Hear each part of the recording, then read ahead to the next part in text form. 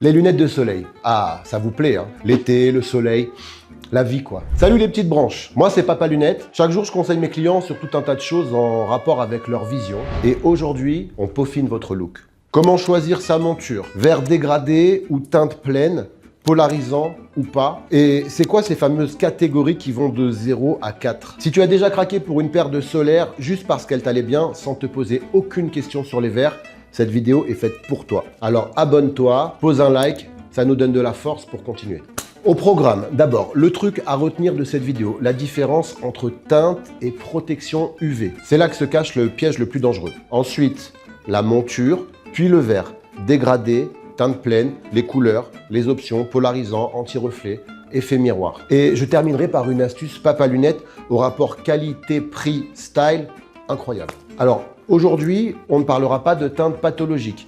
Elles feront sûrement l'objet d'une prochaine vidéo. Le premier point, le truc à retenir, la teinte du verre et la protection UV. Ce sont deux choses complètement différentes. La teinte, c'est le confort, elle réduit l'éblouissement, comme un store qu'on baisse. Les UV, eux, sont invisibles. C'est un filtre spécifique dans le verre qui les bloque, pas la teinte.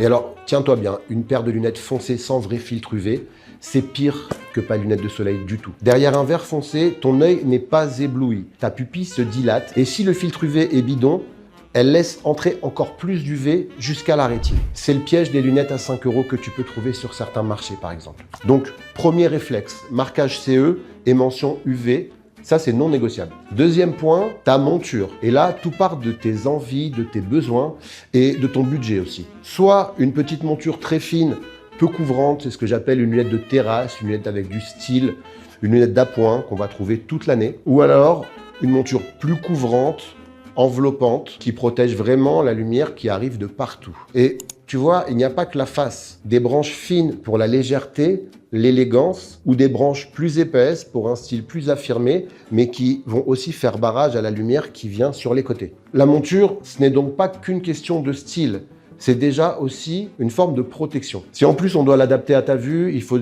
évidemment tenir compte de ta correction. Troisième point, le vert. Alors là, on va segmenter en deux grandes familles.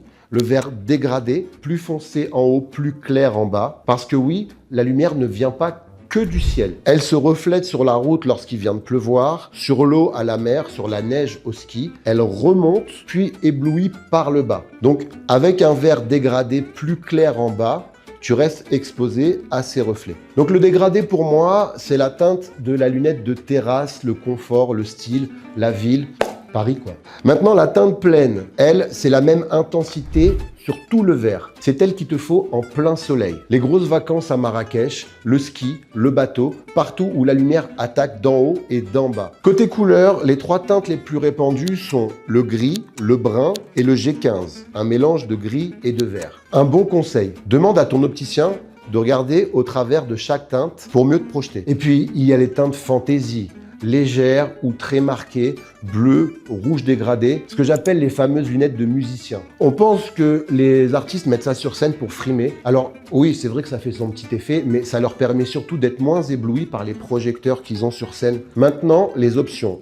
Et là, peu de gens savent que ça existe. L'anti-reflet, on va le poser en face interne du verre pour ne pas ternir l'esthétique de la lunette. Il élimine les reflets parasites et le gain de confort est réel, surtout lors de la conduite. Le filtre polarisant, il va supprimer tous les reflets du soleil sur les surfaces planes, la route, l'eau, la neige. C'est littéralement magique la première fois. Petit avertissement quand même, lorsqu'on y a goûté, on peut difficilement revenir en arrière. Alors t'es prévenu. Ah, et méga important, le polarisant ne fait pas bon ménage avec pas mal d'écrans modernes. Alors avant d'en prendre, notamment pour la conduite, assure-toi que ton écran GPS n'est pas lui-même polarisé. Sinon tu ne le verras pas à travers tes lunettes. Tu auras du style, c'est sûr, mais tu risques d'être perdu si tu connais pas ton chemin. Mais je t'avais dit qu'il fallait prendre à droite, Micheline!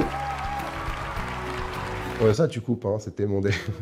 Enfin, l'effet miroir. Une couche réfléchissante en face externe pour un look qui claque et un minimum d'éblouissement. Quatrième point, les catégories de 0 à 4. C'est simplement le niveau d'assombrissement de votre verre. Pour une solaire classique, on partira sur une catégorie 3. La teinte de l'été, de la plage, de la conduite en plein soleil. Alors très souvent aussi, on me demande le verre le plus teinté possible.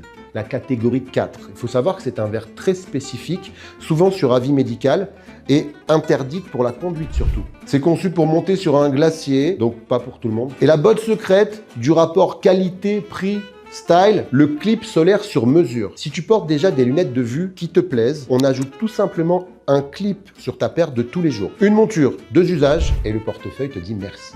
Et surtout, les enfants. Le cristallin d'un enfant n'est pas complètement mature. Il filtre beaucoup moins les UV. Les solaires pour enfants, c'est pas un gadget, c'est une priorité absolue. D'ailleurs, petit clin d'œil pour finir. Les premières lunettes de soleil de l'histoire. C'est pas Ray-Ban, c'est pas l'armée américaine non plus. Ce sont les Inuits, il y a des milliers d'années, avec 2 fentes taillées dans l'os de caribou pour lutter contre la réverbération du soleil sur la neige. Alors tu vois, se protéger du soleil, c'est vieux comme le monde. J'espère que cette vidéo t'a plu et que tu protégeras correctement tes yeux du soleil cet été. Si tu as appris au moins un truc, alors pose un like et merci pour la force. C'était Papa Lunette, je vous souhaite de bonnes vacances et prenez soin de vos yeux.